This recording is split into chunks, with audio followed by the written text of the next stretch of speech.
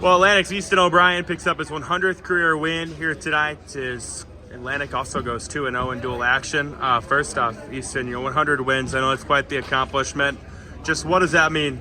I mean, honestly, it's just another thing, another match. Honestly, I try to look past it, and I really didn't set my goals to this year because I expect to go further. So I hope my team and I can hopefully represent on February 4th, and then keep rolling from there. Just out of curiosity, 100 wins down now. Do you remember your first one? Yeah, I do. It was in my home gym against. It was a Clarinda kid. It was I think Jake Dale, I believe, and so it was kind of nerve-wracking. Then I remember pinning him in the cradle, and so from there I guess it kind of just flew by, and then yeah.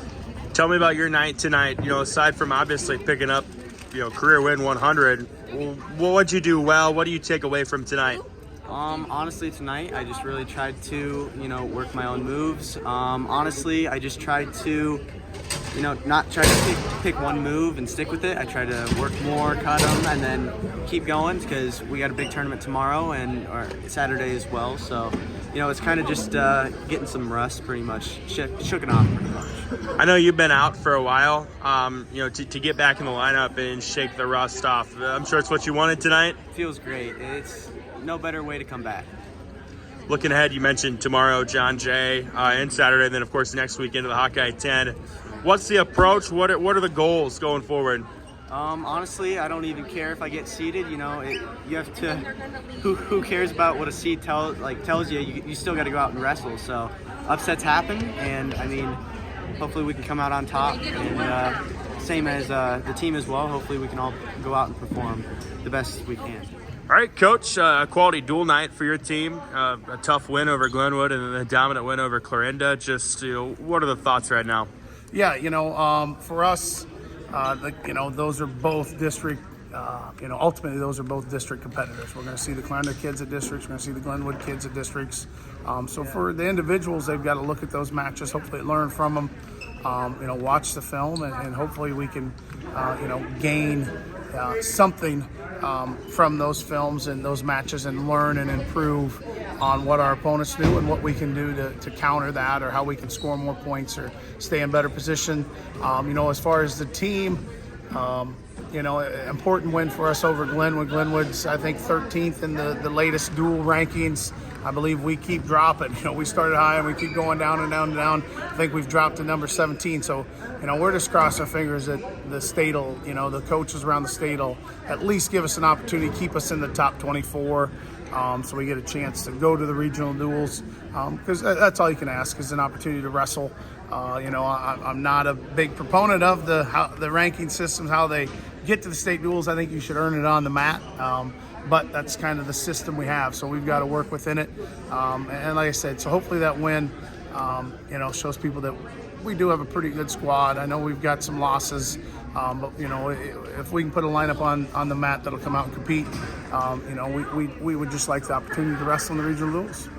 In that duel with Glenwood, what stood out to you? Where do you feel it was won? I know Glenwood was missed a couple guys, but I thought, we had at 45, Tyson O'Brien had a nice win there. That was a big win for us. At 160, Donovan Hedrington picked up a pin. Kind of, a couple young kids out there wrestling. And that's kind of, when you get into this part of the season, some of it's just depth of your team. And so I know Glenwood was missing some guys. We had some young guys out on the mat.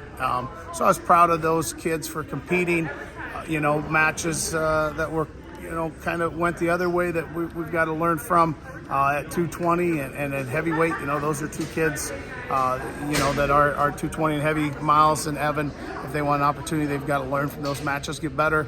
I thought the match at 120, Aiden Smith versus Vinny Mayberry, was a good match for us, just to see where Aiden's at. Vinny's an outstanding competitor, real tough wrestler, and he kind of controlled that match. But, I thought Aiden kept wrestling, and so hopefully we can see where we're making some mistakes. That's how you learn, is when you wrestle really good kids, because, if you're doing something wrong, they're going to capitalize and you're going to see it firsthand. So some stuff to learn and improve on there, but we were pleased with 2 dual wins, 2 Hawkeye 10 wins, and turn our focused John Harris tomorrow and Saturday.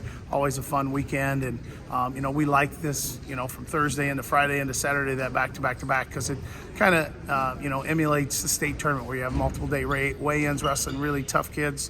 Clarinda, some really outstanding individuals. Glenwood, outstanding individuals, outstanding team.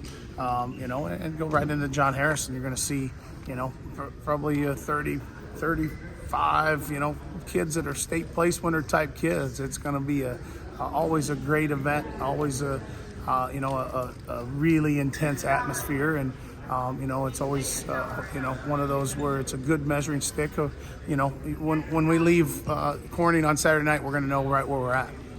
Seems like you guys have built like a blueprint the last couple of years of come into the year, maybe some young faces, some question marks, and then by this time of the year, you guys are wrestling well. Do you feel like you guys are on par with where you thought you might be at this time of the year? You always want to be farther ahead. Just being totally honest as a coach, you always want to be farther ahead, but I think we're making strides forward. We're working on getting some guys back and healthy and wrestling more. And, now it's, like I said, now's the fun part of the season. Now, hopefully, the work we've done in the room, hopefully it starts to pay off in those tough matches, in those tough environments, those intense. John Harris, it doesn't get more intense. When you get out there and you're wrestling in those semifinals, the finals, wrestling back for third, fifths. Hopefully we can be in the team race, hopefully we can stay in that top 5. So just a fun atmosphere. And the kids that have been doing the right things are usually at this point of the season, you start seeing them rise to the top.